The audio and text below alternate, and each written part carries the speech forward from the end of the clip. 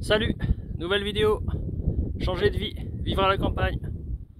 Aujourd'hui on va parler politique. Quelle place lui attribuer dans notre quotidien, dans nos vies? Comment appréhender la politique? Allez, je vous emmène avec moi, on va en discuter. C'est parti. Je pense que pour aborder le sujet de la politique, il faut déjà définir ce que nous on veut en tant qu'individu. Pour ma part, je pense que c'est un trait que j'ai en commun avec beaucoup d'entre vous. Tout simplement, j'ai envie d'être heureux, de réaliser mes rêves et de m'accomplir en tant qu'homme. Devenir la meilleure version de moi-même, si je puis dire. Je pense que une fois qu'on a défini cet objectif de vie, ces quelques principes modestes, faut voir la politique, qu'est-ce que ça va apporter à ce projet? Est-ce que ça nous enlève quelque chose? Est-ce que ça nous ajoute quelque chose?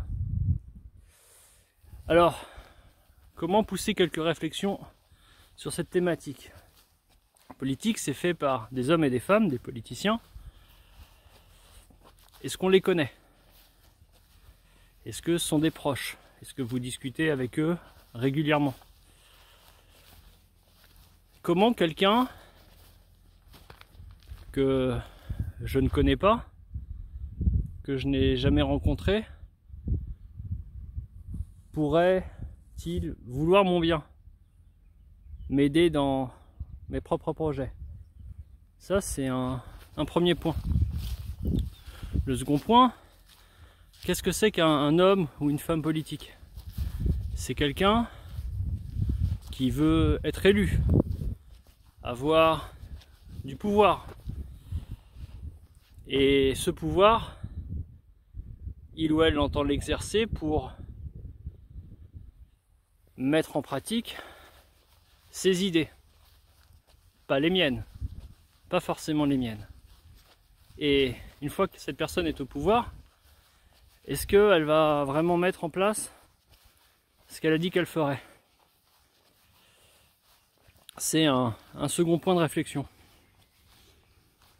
Pour moi, la politique, au stade du militantisme, on est optimiste, enthousiaste, énergique, plein de bonne volonté. Je pense qu'au stade du militantisme, les gens sont encore sincères. Au stade du micro-parti, ces partis qui fourmillent d'idées, mais qui ont très peu de chances d'accéder à des responsabilités politiques. Au stade du micro-parti, je pense qu'il y a encore de la sincérité. C'est une énergie positive. Mais très vite, quand on veut accéder au pouvoir, on fait des compromis. Parce qu'évidemment, les élections, ça se gagne plus en rassemblant un maximum de gens qu'en ayant des positions radicales. Alors que moi, je constate à titre individuel que ce qui a le plus changé ma vie, c'est lorsque j'ai pris des décisions radicales, des grands tournants, des grands changements. Et ça, je pense qu'à une échelle globale, collective, nationale, c'est très mal vu.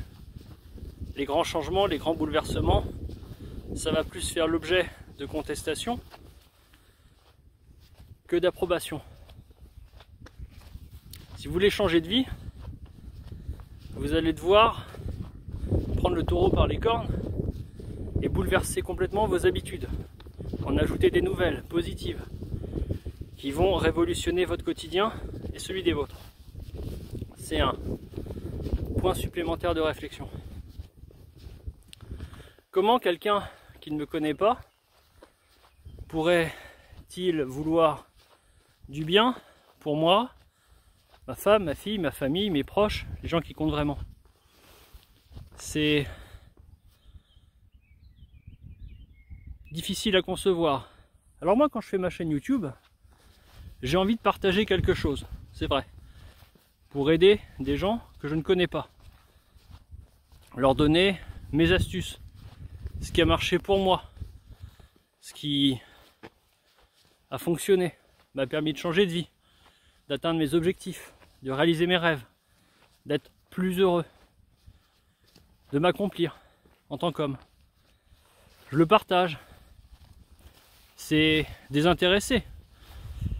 Alors, oui, une chaîne YouTube, ça peut devenir monétisable un jour, mais c'est pas avec les quelques abonnés que vous êtes que mon quotidien va changer. Par contre, on crée une espèce de lien avec certaines personnes qui partagent des points en commun, des visions communes. Et ça, à travers la politique, je pense qu'au lieu d'arriver à quelque chose de commun, collectif, on arrive plutôt à quelque chose d'individualiste. Dans le sens où, quand je vote pour un homme politique, je ne vote pas pour mon bonheur. Je vote pour l'aider, lui, à réaliser ses rêves. Il devient maire, député, sénateur, même si on ne peut pas voter directement pour les sénateurs, mais vous comprenez l'idée, président de la République. On aide quelqu'un d'autre à s'accomplir, mais on n'a aucune garantie que celui-ci va, une fois au pouvoir, nous aider à nous accomplir.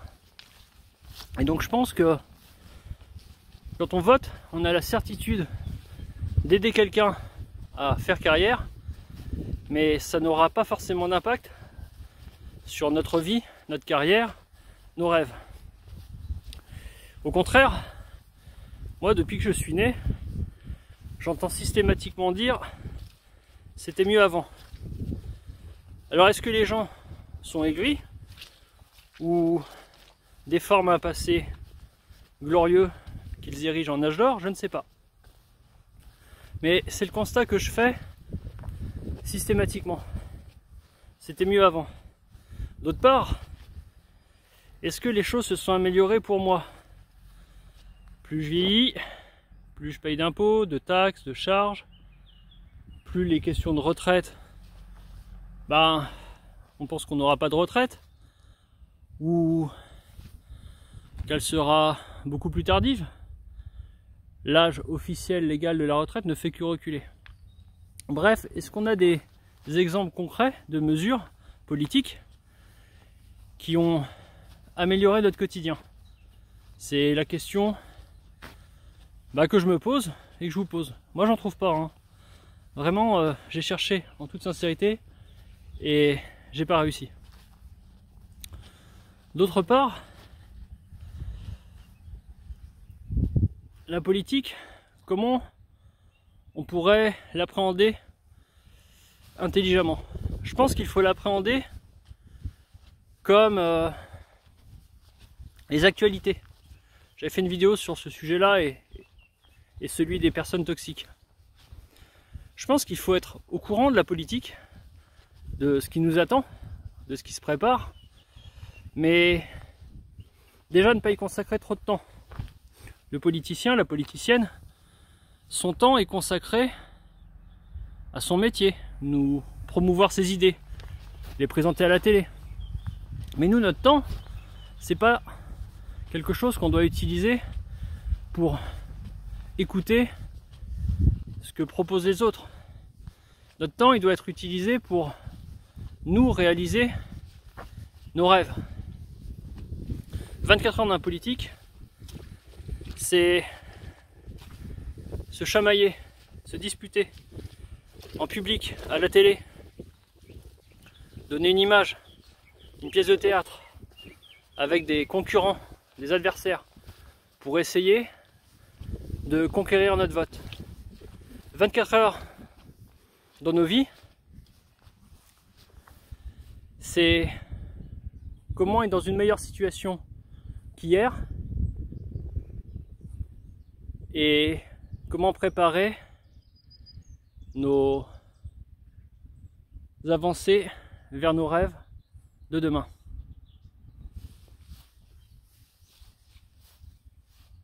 Abonnez-vous, likez, commentez, partagez, ça m'encourage et soutient le projet.